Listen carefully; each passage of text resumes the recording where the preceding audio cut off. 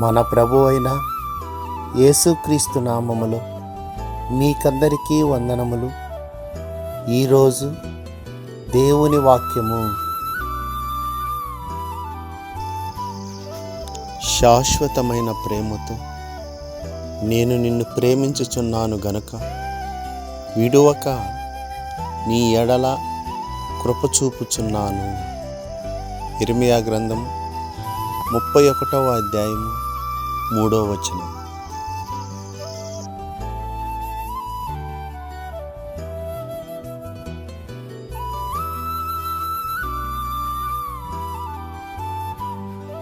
ఈ దినము దేవుని కృప మనకందరికీ తోడై ఉండును గాక.